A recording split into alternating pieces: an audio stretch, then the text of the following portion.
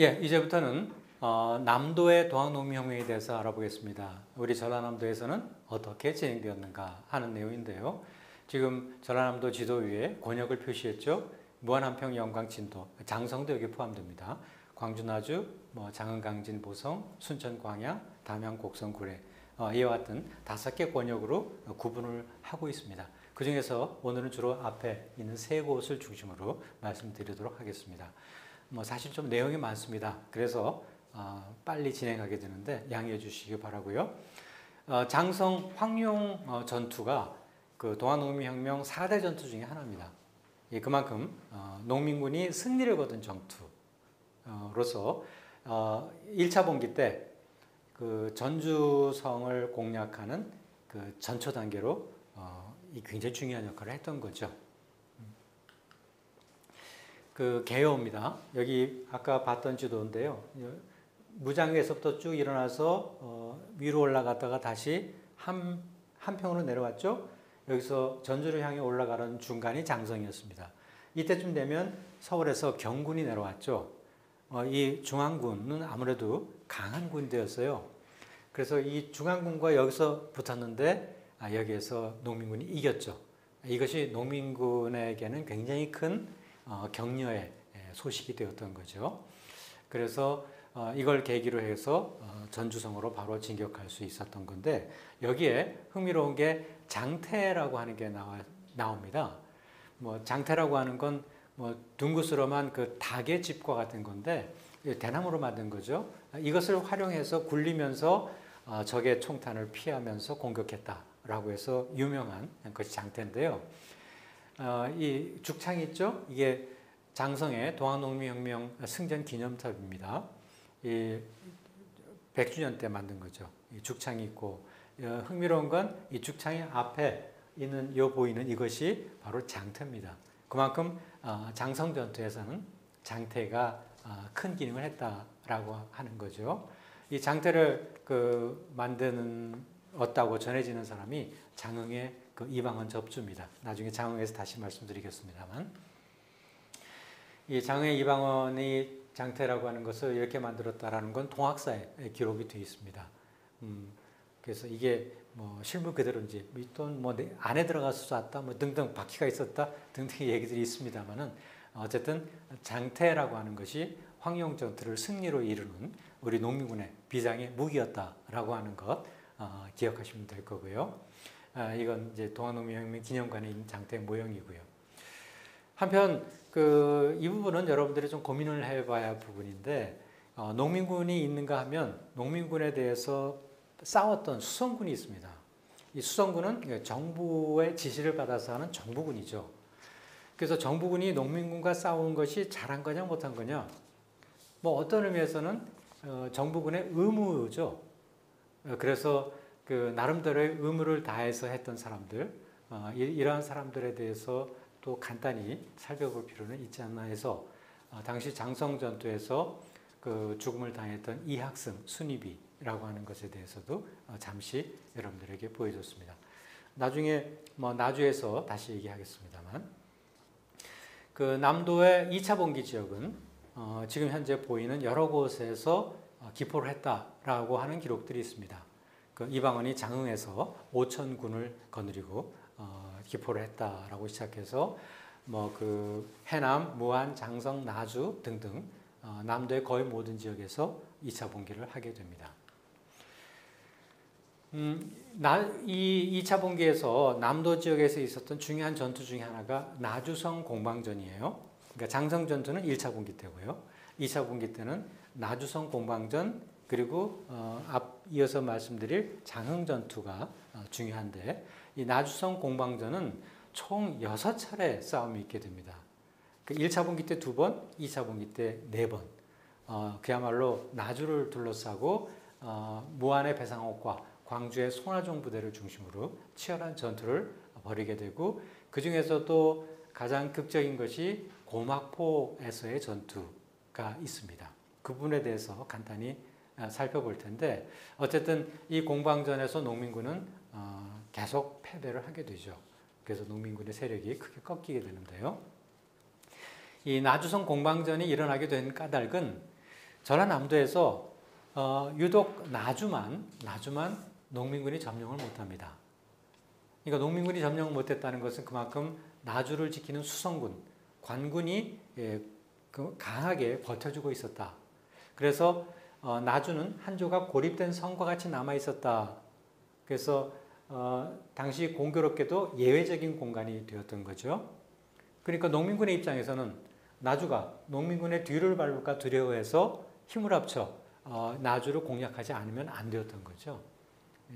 나주에서는 민족열 나주 부사를 비롯해서 이원우, 정태환 이런 사람들이 수성군을 이루어서 농민군과 치열한 격전을 벌이게 되었던 겁니다.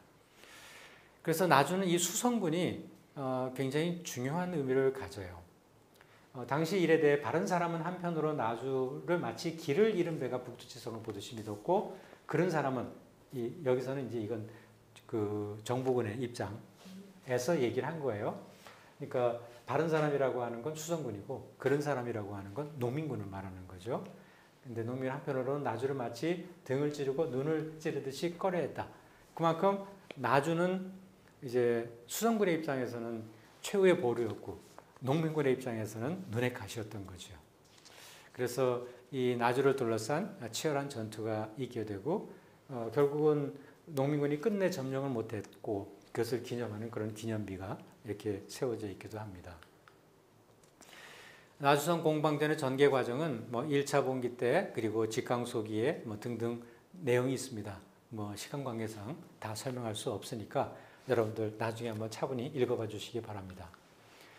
그 다음에 세 번째 침산 전투, 그리고 이게 전체가 침산 전투에 대한 내용입니다. 이 광주 근처에서 있게 되었던 전투죠. 그리고 용진산 전투, 고막포 전투, 남산 전투 등등 6차례의 전투가 있게 됩니다.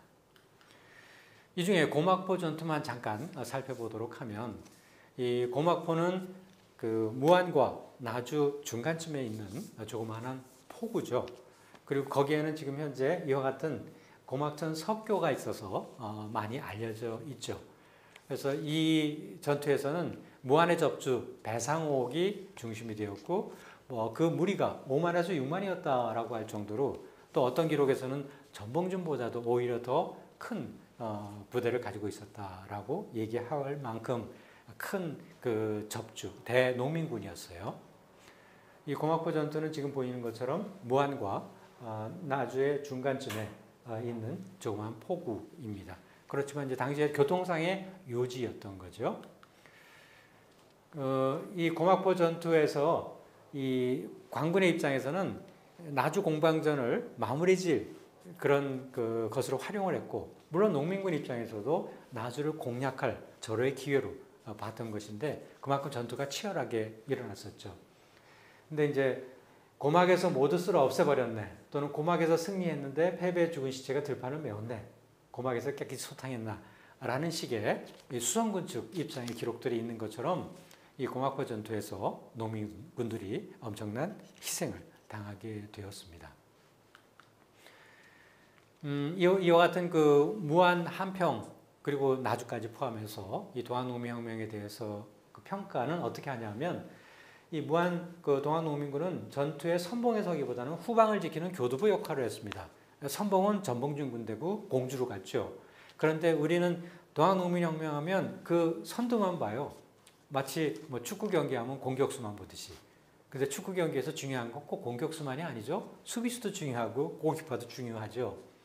그런 점에서 이 전라남도의 동학농민혁명은 바로 후방을 지키는 교두보 역할을 했던 겁니다.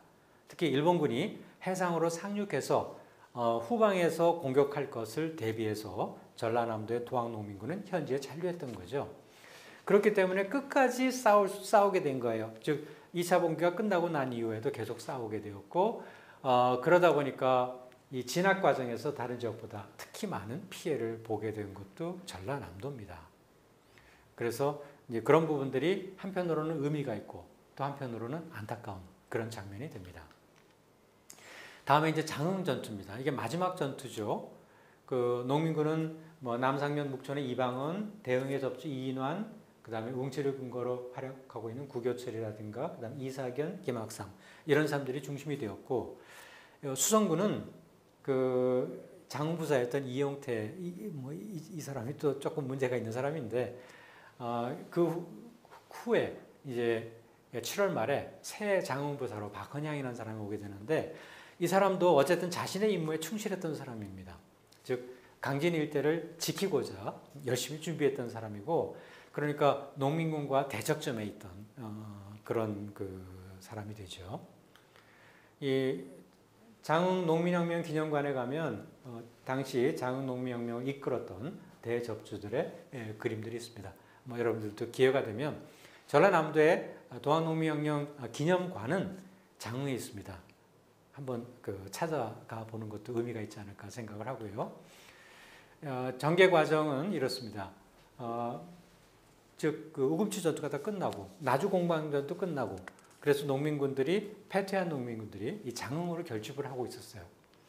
그래서 이 벽사역과 장령성은 이제 장흥을 둘러싸고 있는 성을 그렇게 불렀죠. 거기에서 먼저 전투가 있었는데 농민군이 이 전투에서 다 승리를 합니다. 그래서 12월 5일 날 장흥부를 점령하죠. 그래서 거기서 부사인 박헌양, 그리고 장흥 부사의 이제 핵심 오른팔인 귀실 박영수까지도 포함해서 총 96명이 희생을 당하는, 그러니까 수성군 입장에서는 큰 희생이었고 농민군 입장에서는 큰 승리였죠. 그 여사를 몰아서 강진과 병영 전투까지 있게 되고 둘 다 승리를 이끕니다. 그런데 이제 이때 경군이 도착하고 또 일본군도 들어오게 되고 하니까 이제 농민군이 장흥으로 다 후퇴를 해요. 그래서 마침내 장흥 석대돌이라는 곳에서 이 당시에 정부군 그리고 일본군이 다 모여들고, 이제 농민군들도 이제 석대들에서 최후의 결전을 하기 위해서 다시 모이게 됩니다. 그래서 12월 15일 날 교도중대장 이진호가 이끄는 경군과 일본군 본대가 장흥에 도착했고, 3만의 농민군이 이제 석대들을 가득 메우면서 장흥부로 진격하게 되었는데, 여기서 역시 그 일본군의 전술, 신식무기 그런 것들에 밀려서 수백 명의 희생자를 내고 퇴각하게 되고, 그 다음에 옥산이라는 곳에 옮겨가서 거기서 마지막 항전을 벌이지만 끝내 패배한 다음 산골짜기나 인근 섬으로 도망을 가게 됩니다. 이게 이제 장흥 전투의 경과고, 지금 보이는 것이 장흥의 그 전투가 있었던 석대들, 여기에 기념탑이 있고 여기에 동학농민혁명 그 기념관이 있습니다. 당시에 뭐 토벌군은 여기 보는 것처럼 임시총지휘부인 양호 숙무영을 설치해서 우선봉장 이두왕, 좌선봉장 이규태가 있고, 나주의 목사인 민종렬이 그 호남 초토사로 되면서 초토형을 설치하게 되고, 특히 일본군이 문제가 되죠. 일본군은 나주에 대대본부를 설치하고 미나미 쇼시로 소자를 책임자로 해가지고 농민군 주요 지도자를 신문하고 선배라서 서울로 압송하는 임무를 맡고, 말 그대로 농민군을 토벌하는 총 책임을 사실은 일본군이 맡게 됩니다. 이게 이제 당시 정부가 정말 잘못한 일이고 농민혁명이 왜 의미가 있는가라고 하는 것을 여기서 보여주고 있는 거죠. 그래서 토벌군 진영은 이런 미나미 쇼시로, 그 다음에 이들은 스쿠바호하고 조강호라고 하는 배까지 가져와서 섬으로 도망간 농민군들을 거기까지 쫓아가서 토벌하는 그런 일에 나서게 됩니다. 그러니까 심지어 보성군수는 일본 군대와 힘을 합쳤으니 놓칠 것을 어찌 걱정하겠느냐라는 식의 표현까지 하니까 지금 우리 입장에서 볼 때는 답답하기 짝이 없는 그런 노릇이고, 그래서 동학농민혁명의 의미를 더욱더 우리가 느끼게 되는 그런 부분이기도 합니다. 석대들 전투 패배 이후 농민군은 최악의 상황에 빠집니다. 당시에 이 일반 백성들까지도 동원해서 농민군을 잡도록 했죠. 거기에는 여러 가지 다른 사연들도 있습니다만, 그래서 수무영이 폐지될 때까지 계속되었습니다. 무차별적 살상에서 다음과 같은 기록들이 나와 있죠. 동학에 목을 베지 않는 날이 없다. 수십 명이 되는데 총살한다. 각별의 방법을 통해 체포할 계획이고 서너 시간 동안 차고 때린 뒤에 토굴에 넣고 마치 사람이 산묶음 같고 어깨와 갈비뼈가 부러졌다라든 등 또 이제 여자동학도 이 여자동학이 또 되게 재미있는 것이긴 합니다만 여자동학 또 잡혀가지고 여기에 소모관이 문초를 했는데 곤장을 때려서 살이 썩어 문드러지고 숨을 헐떡이는 지경에 이르도록 문초를 하는 이와 같은 잔인한 행동들을 했었습니다. 이 장흥동학 농민혁명 기념관입니다. 2015년에 개관을 했고요. 그리고 이것은 동학농민혁명 기념탑입니다. 마지막 격전지인 장흥 석대들을 바라보고 있는 곳에 만들어져 있죠. 이건 아까 그 장성전투에서 이학승 순우비를 얘기를 했었는데 그것과 마찬가지로 농민군과 싸우다가 순절한 수성군의 모습입니다. 이것도 어쨌든 우리가 함께 살펴봐야 할 일입니다. 사실은 이 장흥부사인 박헌양과 수성장졸 96인에 대해서는 당시 정부에서는 엄청 칭송을 했죠. 죽음을 무릅쓰고 싸웠으니까. 그런데 안타까운 일은 이 사람들이 나주도 마찬가지입니다. 나주의 수성군들도 바로 그 이듬해 의병전쟁에 나서서 일본과 싸워요. 결국 무엇이 옳았는지 하는 것은 그 후에 분명히 드러나죠. 그래서 안타까운 건 이 수성군과 농민군이 일찍이 왜 힘을 합쳐서 일본군과 맞서 싸우지 못했는가 하는 것이 좀 안타깝고 그렇게 하지 못한 그 당시에 위정자들, 정치인들 거기에 대한 안타까움을 새삼스럽게 느끼게 되는 거죠. 이 남도의 동학농민혁명 그것이 갖는 각별한 의미 중에 하나는 이제 그 후에 정미의병은 이제 그 10년 후에 일어나는데 전라도의 의병의 숫자를 보면 격전수나 그런 걸 보면 다른 지역하고 비교가 안 될 정도로 많아요. 특히 1909년 상반기에는 23,000 아무리 많은데도 4,000밖에 안 되는데 전라도는 이렇게 의병 숫자가 많아요. 그만큼 나라를 지키기 위해서 일본군과 싸우면서 목숨을 바쳤던 지역을 손꼽으라 하면 과연 어디를 꼽을 것인가? 당연히 전라도죠. 우리는 그런 점에서 자부심을 가져도 전혀 지나치지 않을 겁니다.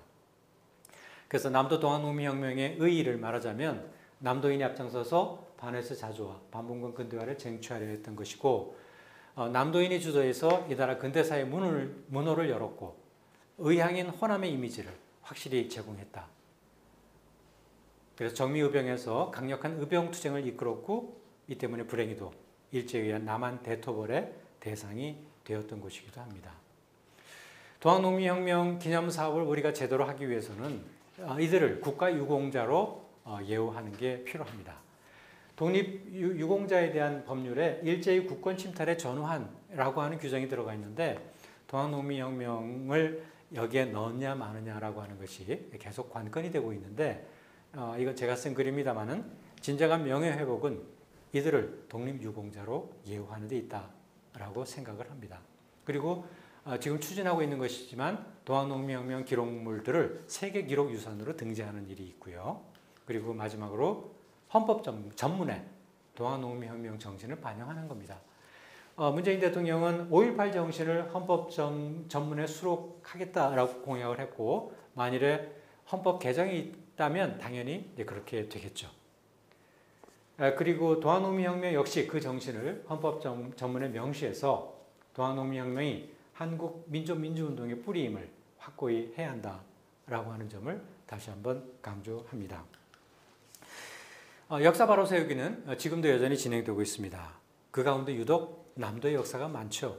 그것은 그만큼 남도의 역사가 의미가 있다는 것이지만 또 한편으로는 왜곡되어 있다라는 뜻이기도 합니다. 남도 역사를 여러분들이 새롭게 그리고 바르게 재조명함으로써 남도인으로서의 자부심을 갖고 그것을 바탕으로 보다 밝은 미래를 열어가는 계기가 되었으면 하는 바람입니다. 감사합니다.